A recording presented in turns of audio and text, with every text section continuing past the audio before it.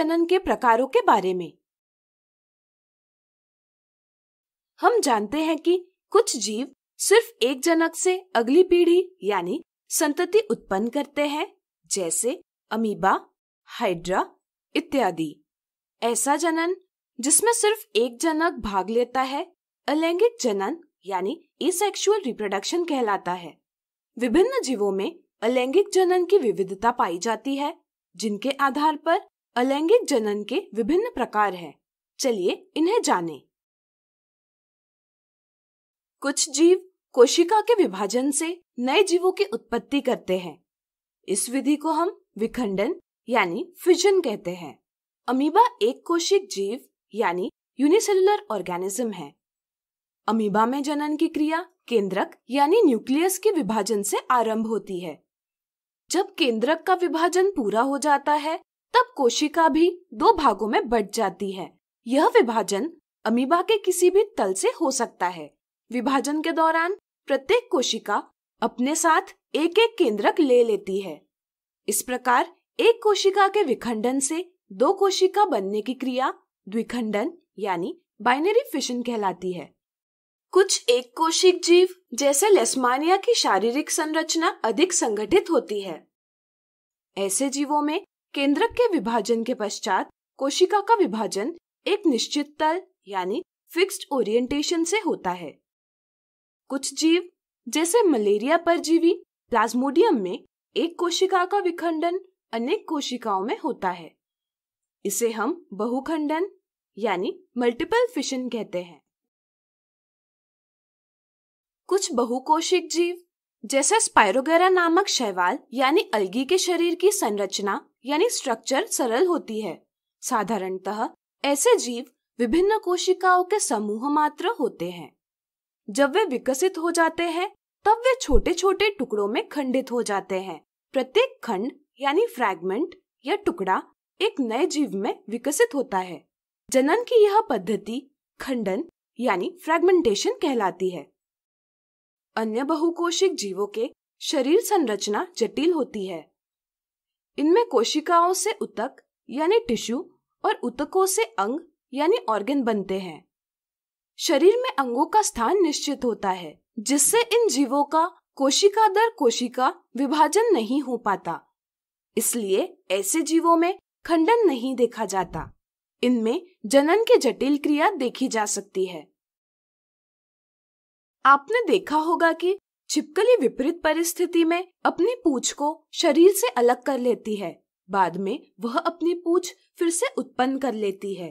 ठीक इसी तरह पुनरुद्भवन या पुनर्जनन यानी रीजनरेशन की विधि में कुछ जीव जैसे प्लेनेरिया यदि विभिन्न भागों में काटा जाता है, तो प्रत्येक भाग एक नए प्लेनेरिया में विकसित होता है। हाइड्रा में भी जनन की यह विधि देखी जा सकती है। कुछ जीवों जैसे हाइड्रा में पुनर्जनन की क्षमता वाली कोशिकाएं होती है।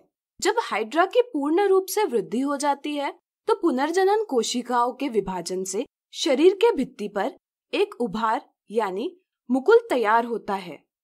यह मुकुल यानी बड छोटे हाइड्रा में विकसित होता है।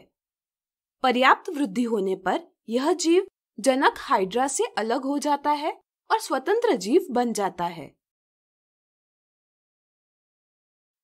अनुकूल परिस्थिति में कुछ पौधों का जनन उनके किसी भाग जैसे जड़, तना, पत्तियां या मुकुल से किया जा सकता है। इसे कायिक प्रवर्धन या शाकीय प्रजनन यानी वेजिटेटिव प्रोपगेशन कहते हैं। उदाहरण के लिए पौधे के जड़ से गाजर, मूली, शकरकंद आदि की, तने से गुलाब, अदरक आदि की, पत्तों से ब्रायोफाइलम जैसी वनस्पति की उत्पत्ति की जा सकती है। मुकुल से गन्ना और विभिन्न प्रकार के घास की उत्पत्ति की जा सकती है। केला, संतरा, चमेली, गुलाब जैसे पौधे बीज बनाने की क्षमता खो चुके हैं। इन्हें उगाने के लिए कायिक प्रवर्धन की तकनीक महत्वपूर्ण है। इसके लिए परतन यानी लेयरिंग, कलम यानी ग्राफ्टिंग इत्यादि तकनीकों का प्रयोग किया जाता है। पादप के भूमितल से ऊपरी तने के भाग को मिट्टी में दबाकर जनक पौधे से जुड़ा नया पौधा उत्पन्न करना परतन कहलाता है। इसी तरह दो भिन्न पादपों के भागों को जोड़कर उनकी एक संपूर्ण पादप के रूप में वृद्धि करना कलम कहलाता है। इनके बारे में जानकारी आप स्वयं इकट्ठा करें। बीज द्वारा उगाए गए पौधों की तुलना में ऐसी तकनीक से उगाए गए पौधों से पुष्प एवं फल कम समय में प्राप्त किए जा सकते हैं।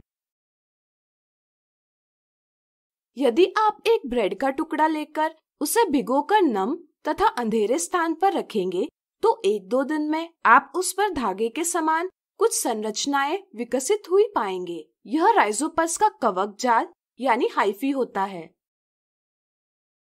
यदि इसे आप सूक्ष्मदर्शी से निरीक्षण करेंगे तो ऊर्ध्व तंतुओं पर सूक्ष्म गुच्छ संरचनाएं यानी blob on a stick structures देख पाएंगे।